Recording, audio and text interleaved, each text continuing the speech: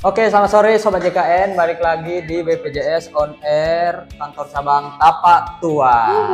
Ya, balik lagi ya. Halo. Sore hari ini kita bagi-bagi informasi, bagi-bagi pengetahuan terkait dengan program JKN. program JKN Ya. katanya ya. Dan saya tidak sendirian, saya ditemani oleh ibu cantik ya, Ibu kakak yang aja. merupakan kakak, kakak yang merupakan petugas frontliner ya di BPJS Kesehatan kantor cabang Tapak Tua. Nah, Halo, mungkin Sobat JKN. kakak cantiknya boleh perkenalan dulu kak.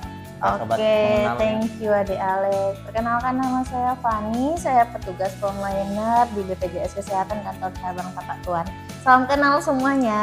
Ya, salam kenal. Jadi bagi teman-teman yang ingin bertanya, langsung aja memberikan pertanyaan di kolom komentar agar dibantu jawab oleh Kak Fani. Betul sekali. Ya, jadi hari ini kita ada tema nih kak. Oke, apa itu? Terkait tema hari ini adalah program donasi. Program donasi BPJS Kesehatan. Nah, mungkin teman-teman masih belum tahu ya donasi itu seperti apa gitu. Donasi yang dibuat oleh BPJS Kesehatan itu seperti apa.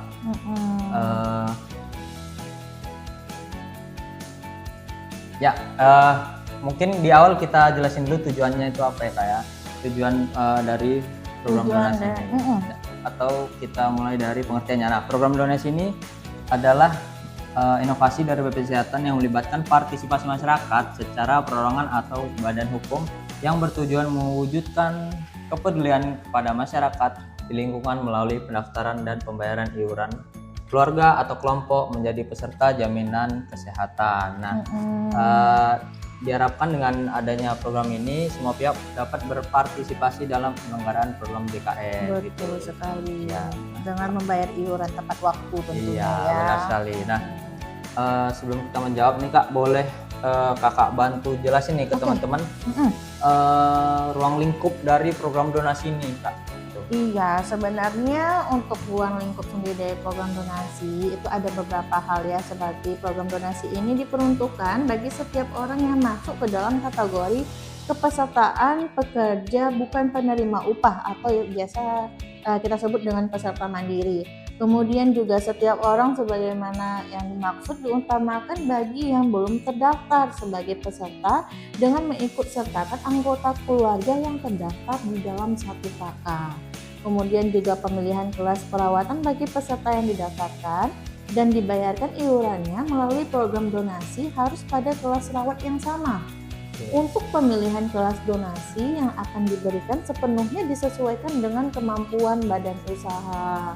Kemudian selanjutnya juga kesepakatan pendaftaran masyarakat melalui program donasi antara BPJS Kesehatan dengan badan usaha kita tuangkan dalam perjanjian kerjasama. Wah, ini sangat menguntungkan sekali ya. Iya, jadi berarti ini kita dari BPJS Kesehatan mengajak badan usaha untuk berperan aktif ya kak. Betul. Dalam terselenggaranya program donasi ini ya.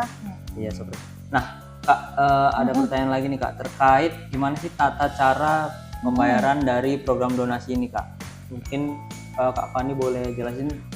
Untuk tata cara pembayarannya itu gampang ya. Iuran bagi peserta PBPU atau peserta mandiri terdiri atas 3 tingkatan kelas rawat, di mana kelas satunya itu 150.000 per bulan per jiwanya, kelas 2 itu 100.000 per bulan per jiwa, kelas 3 itu 42.000 sebenarnya per bulan per jiwa.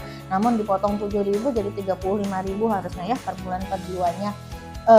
Jadinya khusus untuk peserta kelas 3 seperti yang saya bilang tadi, peserta atau pihak lain mendaftarkan hanya membayar iuran 35 karena 7.000-nya tadi itu ditanggung oleh pemerintah ya.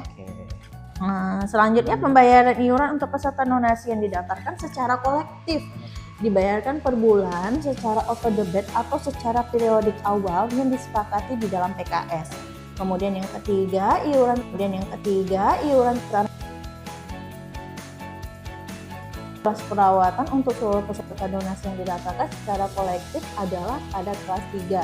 Jadi hitungnya itu per bulan per jiwa. Kalau ada misalnya 20 orang yang ikut dalam donasi, maka 20 orang itu dikali dengan kelas rawat yang diinginkan. Misalnya kelas 3 maka dikali 35.000 gitu ya. Oke, gitu. Baik, sudah sangat jelas nih dijelasin sama Kak Fania. Jadi bagi Bapak Ibu atau Sobat JKN yang mungkin memiliki rezeki lebih ya Kak, ingin memberikan donasi, bisa melakukan donasi khususnya mungkin di BPJS Kesehatan Cabang Tapatuan ya, untuk membantu teman-teman khususnya yang peserta mandiri nih Kak ya. Iya, mulia sekali sih ini. Iuran, gitu ya. gitu.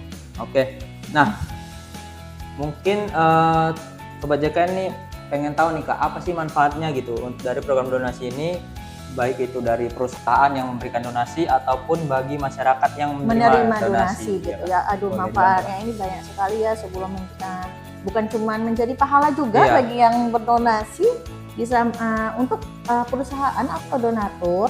Program donasi yang dilakukan oleh badan usaha ini merupakan wujud corporate social responsibility. Dengan berpartisipasi dalam program donasi ini, maka badan usaha juga akan mendapatkan badan usaha akan memberikan kontribusi yang luar biasa terhadap masyarakat di sekitarnya, terutama yang membutuhkan, dalam bentuk perlindungan jaminan kesehatan secara komprehensif yang dapat digunakan di seluruh Indonesia tanpa batas apapun selama sesuai dengan indikasi medis. Kemudian citra badan organisasi atau badan usaha itu di mata masyarakat dan juga Pemda akan meningkat karena hadir pada kondisi yang benar-benar dibutuhkan oleh masyarakat. Iya, jadi kalau untuk masyarakatnya sendiri ini Adik Alek ya, mendapatkan manfaat pelayanan kesehatan mulai dari vaskes tingkat pertama dan juga tingkat lanjut selama periode perjanjian kerjasama donasi. Kemudian juga mendapatkan jaminan perlindungan pembiayaan pelayanan kesehatan secara komprehensif tanpa batasan platform selama mengikuti prosedur dan ketentuan yang berlaku. Selanjutnya juga memenuhi kewajiban sebagai warga negara kesatuan Republik Indonesia. Jadi ini merupakan hal yang positif juga untuk badan usaha, dapat meningkatkan citranya ya Kak ya. Iya, di mata masyarakat maupun pemerintah daerah. Gitu ya. Betul sekali ya. Jadi luar biasa sih ini. Jadi bagi ingatkan lagi bagi Bapak Ibu mungkin yang memiliki badan usaha ataupun perorangan bahkan yang ingin melakukan donasi, dapat mendaftarkan langsung ya ke kantor BPJS Kesehatan yang terdekat di wilayahnya gitu. Oke. Udah banyak nih Kak yang bertanya di kolom komentar, jadi mungkin kita harus segera menjawabnya nih Kak. Ya, karena banyak antusias nih Sobat JKN. Betul, kita kalau udah antusias begini sih senang semangat ya, Kak ya. Semangat sekali. Kita terima kasih Sobat JKN. Luar biasa sekali partisipasinya. Oke. Baik, kita mulai Kak dari Kak Rifa Sylvia. Assalamualaikum Kak, apakah BPJS bisa buat berobat varises? Varises, gimana tuh Kak? Untuk Kak Rifa sendiri, sebenarnya semuanya itu berdasarkan dari indikasi medis atau ketentuan dokter ya. Kita kembali lagi ke situ Kak Rifa. Kalau misalnya kakak sudah berobat di vaskes dan perlu dirujuk ke rumah sakit, itu semua berdasarkan indikasi medis, kita akan jamin. Ya, asal bukan atas permintaan sendiri gitu ya untuk Arifa. Jadi segala halnya ditanggung oleh BPJS Kesehatan, kuncinya satu ya Kak? Iya, sesuai dengan indikasi medis ya, gitu ya Kak. Oke, kita lanjut lagi Kak dari Kak Lisda Bahar. Kak, orang tua pakai BPJS perusahaan, aku umur 21 udah nggak ditanggung, apakah bisa bikin BPJS mandiri? Bisa dong. Bisa banget nih ya Kak. Misalnya sudah usia 21 tahun, tidak kuliah lagi, bisa hubungi mandiri ini. Kan namanya ada di atas ini, di 0811 8165 165, kakak chat aja dan pilih administrasi ya. Iya, jadi Kak Lisda Bahar ini langsung aja di chat Pandawanya sekarang untuk dapat mendaftarkan menjadi peserta mandiri. Betul. Oke. Kita lanjut lagi Kak. Apa ini kaktus ini kaktus? Dari... Ada?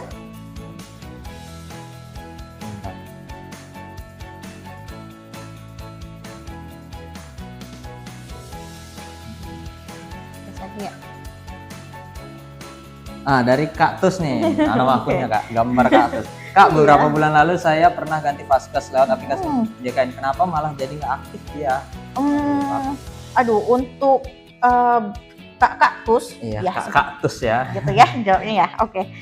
Sebenarnya untuk ganti Vaskes dengan status kepesertaan itu berbeda ya. Kalau misalnya untuk Vaskes itu nggak bisa lakukan pergantian Vaskes dan mulai efektifnya itu per tanggal 1 bulan depan. Namun kalau terkait dengan statusnya aktif atau tidak itu harus dicek kembali sebelumnya kakak ini berada di segmen apa atau pada jenis kepesertaan apa, itu harus kita cari tahu dulu gitu ya. Kalau mau info lebih lanjut silakan kunjungi kantor cabang ya. Iya, Kantor jadi bukan BPJS karena terdekat. pindah Vaskesnya jadi nonaktif ya Kak Betul, ya. itu ada dua hal yang berbeda. Oke, kita lanjut lagi Kak. Oke. Pertanyaan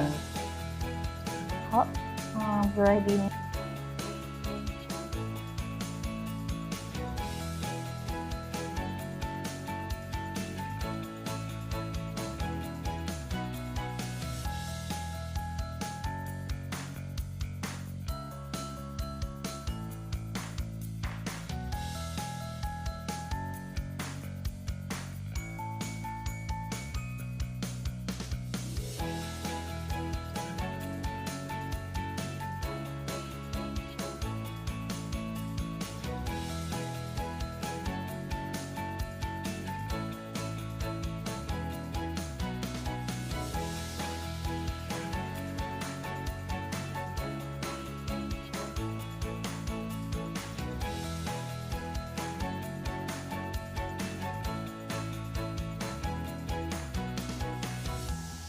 Oke, ada iklan tadi sedikit ya Kak ya. Iya, Iya, mohon sedikit maaf ya iklan, teman-teman mohon maaf. sekalian. Oke, kita lanjut, kita Lanjut. bantu jawab lagi Kak.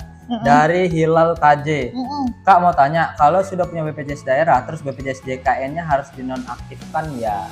Banyak yang belum paham nih Kak. Iya, banyak yang belum paham. Iya. Sebenarnya BPJS JKN itu ada ruang lingkup kita. Kita itu terdiri atas beberapa tanggungan iuran atau yang biasa kita sebut dengan jenis kepesertaannya ya. Kalau seandainya memang sudah terdaftar sebagai BPJS tanggungan pemerintah Aceh, tanggungan pemerintah daerah khususnya, ya udah berarti tetap berada pada tanggungan pemerintah daerah, tidak ada hubungannya dengan BPJS JKN. JKN itu ada programnya. Di dalamnya itu ada beberapa tanggungan, salah satunya tanggungan pemerintah daerah. Nah, Gitu. jadi tidak harus dinonaktifkan ya. Iya. Tetap itu dalam satu ruang lingkup BPJS kesehatan. Iya, betul. Itu ya Kak Hilal. Oke, kita lanjut lagi Kak. Dari Kak Yohana Rafa 12. Nah, pertanyaannya nih Kak. Calon suami dari Madura, saya dari Blitar. Mau nikah di Blitar, apa syaratnya apa aja ya Pak? Syarat apa nih? Syarat nikahnya? Syarat untuk menikah. Kalau syarat untuk menikah, mohon maaf kakak, kita juga kurang tahu Iya, ya. benar. Tergantung dengan daerahnya masing-masing. Kalau seandainya untuk BPJS kesehatannya, ini harus kita cek lagi kalau misalnya memang berada pada satu jenis kepesertaan yang sama. Nanti ketika kakak sudah buat kakak yang baru, ya udah tinggal kita update aja data kakak sesuai dengan data Dukcapil. Kakak sering-sering cek aja melalui Pandawa. Benar. Pandawa ini pelayanan administrasi melalui WhatsApp. Kakak bisa cek statusnya. Kakak cek status kakak dan cek juga status calon. Kalau seandainya sudah buat kakak yang terbaru, wajib dilaporkan kembali ke kantor cabang atau lewat Pandawa juga bisa untuk diupdate sesuai data Dukcapil. Iya, seperti itu ya untuk Kak Yohana untuk mendaftarkan menjadi peserta JKN. Dicek dulu status pesertanya terdaftar sebagai apa, kemudian setelah menikah jangan lupa lakukan update ya Kak ya. Iya, wajib dilapor ya. Kita lanjut lagi Kak, pertanyaan dari Awi Bordir. Saya nggak bisa ubah Vaskes 1 di JKN karena pernah ubah, mesti nunggu bulan depan, apa bisa diubah di kantor?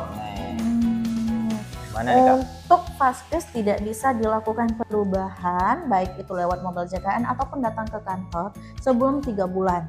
Makanya kita ada mekanisme yang namanya kalau misal sebentar di daerah orang atau sebentar di wilayah tersebut itu bisa langsung berobat karena ada peraturannya dapat berobat di luar dari Vaskes yang terdaftar itu sebanyak 3 kali kunjungan dalam 1 bulan ya Kak? Iya, jadi seharusnya nggak usah dilakukan perubahan Vaskes, langsung berobat aja kalau misalnya memang tidak lama di daerah tersebut gitu. Kecuali dapat dipastikan menetap baru lakukan perubahan Vaskes. Ini tidak bisa dilakukan perubahan lagi, harus nunggu 3 bulan ya. Seperti itu ya untuk Pak Awi Bordir. Betul. Nih, ya. Oke, kita lanjut Kak dari Atala nih. Kakaknya cantik kali. Waduh, makasih siapa ya. ini? Terima kasih. Kita lanjut pertanyaan Jadi dari salah fokus. Irfan Gozali. Izin tanya, saya kan udah P3K, tapi BPJS saya masih PBI. Cara ubahnya gimana? Nah, untuk mekanisme P3K itu dilakukan secara kolektif dari satuan unit kerjanya, satkernya. Jadi harus dipastikan aja sama PIC atau bagian kepegawaian bisa, ataupun bendahara gaji juga bisa, apakah seluruh data P3K yang udah keluar SK-nya itu sudah dilaporkan ke BPJS atau belum. Karena sifat P3K ini kolektif, bukan individual. Iya, seperti jadi itu ya. Kakaknya bisa melaporkan ya ke bagian apa nih Kak biasanya? PIC satuan unit kerja, bisa itu bagian kepegawaian ataupun bendahara gaji. Iya, seperti itu ya. Untuk Kak Irfan Gozali langsung segera dilaporkan ya agar dipindah segmen kepesertaannya. Iya. Kita lanjut lagi dari Ibu Anak 3 nih Kak. Iya. Boleh tahu siapa namanya Ibu? Kalau dari perusahaan udah nonaktif, apakah bisa dialihkan ke PBI? Untuk PBI itu kita terbagi atas dua, ada tanggungan pemerintah daerah dan tanggungan pemerintah pusat. Ibu harus pastikan kembali apakah di daerah ibu itu sudah UHC, dalam artian pemerintahnya itu sudah menanggung untuk seluruh masyarakat